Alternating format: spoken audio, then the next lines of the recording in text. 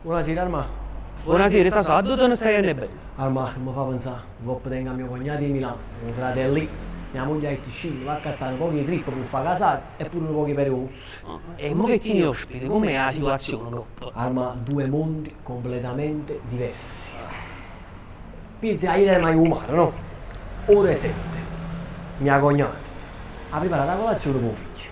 Ore 7:20. Mio nipote si alza e arriva in cucina. Buongiorno mamma. Buongiorno papi. Buongiorno zio.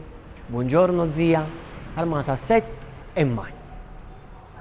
Ore 7:25. Arma l'inverno. Mia moglie va a scegliere creatura. Appena da sedere in stanzetta abbia rapito tutte le finestre possibili e immaginabili, perché o estate o inverno a stanza a da cagnare. Carmine, Antonio, Giussi, e dai, c'ho lì mo, se 7:25 a mai o mare, prima volete o mare è postato in doletta a dormire, e già, mia forza, ambressa, non mi faccio da Lucca, alla stazzita, non si chiama che figura di merda, mi faccio che figura di merda, che lei è venuto fino a cara a Milano, mi faccio fare solo brutti figure. Volete mo? E già, forza, ambressa, vostro cugino già sta in da cucina che sta mangiando, noi, che la fornuta, vi state ancora schiattati in da suletta. Ja, Carmine, vieni da mo', Carmine, non ti fa fare una paleata, Carmine, che poi la paleata ce l'hai a fare padre, che non serve proprio, a Gianluca sempre, isso non si sente proprio. Ja, forse, chiama a suocero, Carmine è tuo, Carmine è inutile che ti giro là da là, Carmine ti ha suocero, a già il logo da gettare in doletta, ja, se tu stai in doletta, appresso a te, e là ti due figli, manca si muove, frate tesoro, non so, se tu non ti alzi, loro non si muovono, è vero, ma da fare ripetere 50 volte sempre le stesse cose. È vero da poco si muove in da solietta, Carmine, sul lotto mancano quarto, già non tengo più un filo e voce.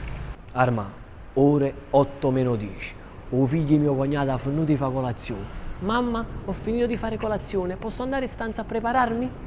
E nel frattempo trasano i figli miei in da cucina, ancora i cinesi, buongiorno, buongiorno, oh, e sta a 7 Natale.